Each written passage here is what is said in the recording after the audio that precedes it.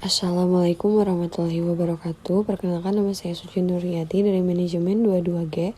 Di sini saya akan menjelaskan tentang risiko pasar. Definisi risiko pasar. Risiko pasar merupakan kondisi yang dialami oleh suatu perusahaan yang disebabkan oleh perubahan kondisi dan situasi pasar di luar dari kendali perusahaan. Dan ada juga risiko pasar disebut juga sebagai risiko penyeluruh karena sifat umumnya bersifat menyeluruh dan dialami oleh seluruh perusahaan. Adapun kondisi dan situasi pasar dengan berbagai stabilitas dan instabilitasnya mampu memberikan pengaruh pada continuous dan profit perusahaan. Yang kedua, ada bentuk-bentuk risiko pasar. Risiko pasar secara umum ada dua bentuk, yaitu general market risk atau risiko pasar secara umum dan specific market risk atau risiko pasar secara spesifik. Yang pertama ini dialami oleh seluruh perusahaan yang disebabkan oleh suatu kebijakan yang dilakukan oleh lembaga terkait yang mana kebijakan tersebut mampu memberikan pengaruh bagi seluruh sektor bisnis. Dan yang B ini, specific market risk, adalah suatu bentuk risiko yang hanya dialami secara khusus pada satu sektor atau sebagian bisnis saja tanpa bersifat menyeluruh. Pembahasan ketiga yaitu kategori yang termasuk general market risk. Yang pertama, beberapa sebab yang menimbulkan terjadinya general market risk pasar secara umum adalah foreign exchange risk.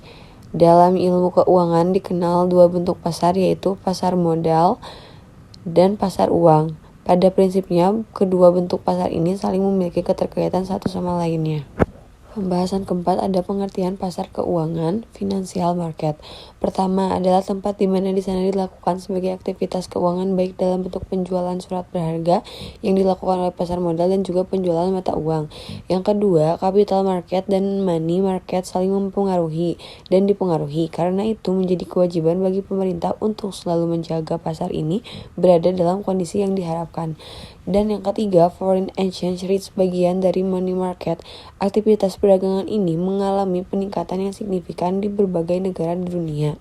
Dan yang terakhir, suku bunga adalah risiko yang dialami akibat dari perubahan suku bunga yang terjadinya di pasaran yang mampu memberikan pengaruh bagi pendapatan perusahaan. Pembahasan yang kelima ada faktor-faktor pengaruh gejolak harga di pasar. Yang pertama, faktor fundamental ekonomi. Yang kedua, likuiditas pasar. Yang ketiga, terjadinya peristiwa besar dalam ekonomi dan politik. Yang keempat, campur tangannya financial authorities. Yang kelima, pertimbangan kekuatan pemerintah dan penawaran. Dan yang keenam, sumbuhnya kegiatan arbitrage adalah prosedur pembelian produk di pasar secara simultan pada harga serendah mungkin dan menjualnya pada harga setinggi mungkin. Dan adapun equity function risk. Risiko perubahan kekayaan adalah suatu kondisi di mana kekayaan perusahaan, stock and share mengalami perubahan dari bisnis sehingga perubahan tersebut memberi dampak pada keuntungan dan kerugian perusahaan. Mungkin itu saja yang bisa saya paparkan. Terima kasih. Wassalamualaikum warahmatullahi wabarakatuh.